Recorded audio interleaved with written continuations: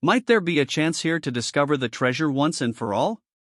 Sure, there's all of these clues that strongly suggest this area holds significant interest. Rick Lagina has finally found a breakthrough on mysteries of the infamous Oak Island. They just found something so bizarre that proves that gold is here on this island. Did they find a hidden chest that has a map to the actual treasure? Well, in this video, we are going to find that out. Craig Tester and Steve Guptill, along with Alex Lagina and the rest of the crew, are gathered to begin the latest large-scale excavation with the hope that they will uncover the second shaft, over 100 feet deep and built in the early days of the 18th century, believed to be only a few feet southeast of the original money pit. To do this, they will be digging up the first-ever searcher shaft on Oak Island. Their current goal is to obtain some pieces of the shaft and conduct dendrochronology on it, which will be able to tell them the year this wood was formed on a tree. According to Craig, if anything will be able to tie them back to the original money pit, it would be shaft 2. The tree rings they spot on the wood will tell them when it was cut down. If they can uncover and confirm the date to around 1805, they will not only be able to locate the original money pit but also find the source of the precious metals they have detected in the area. They excavate a big piece of wood they believe could have belonged to one of the long walls, but the question remains, does this belong to shaft 2? According to Rick Lagina, the second shaft is like the Holy Grail in terms of significance. They are closer than ever to finding the money pit. The wood they pull out is rounded and thick, which Craig believes is the outside of the tree and could be excellent for their testing.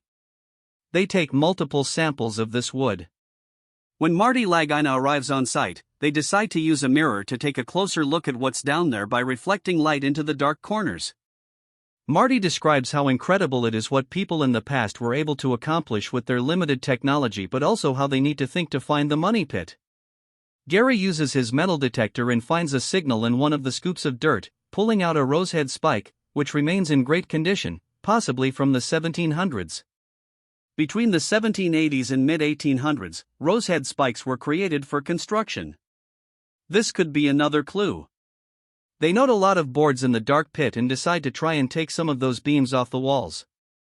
Rick notes the mix of older wood and how the second shaft was built in the early 1800s, likely a great match to that old wood. If they find a match between that wood and this time frame, they will have the first discovery shaft on Oak Island, an amazing accomplishment. The operator of the excavator is flying blind but being instructed by Scott as they carefully maneuver the excavator's bucket down this shaft and scrape it along the walls for wood samples. However, they face a setback when their first sample falls out of the bucket and splashes into the water below. This is a great challenge, but Billy, the operator, triumphs as he pulls out a massive beam of wood. Gary then goes to check if there is any metal in the wood by passing a detector over it. When there is no signal of metal, he determines this is a good sign as it suggests a very antiquated style of construction. The first ever searcher shaft on Oak Island, true, well, we think that we know of, yeah, that's right. Now they ask themselves if someone could have reconstructed the top part of shaft 2 after it was originally built in 1805. They may have found the evidence to find the original money pit. This area is a landmark for them. This operation has been an incredible success. Back at the Oak Island Research Center, Marty has met with a few people who will be involved in the well drilling and to get on the same page as they move forward.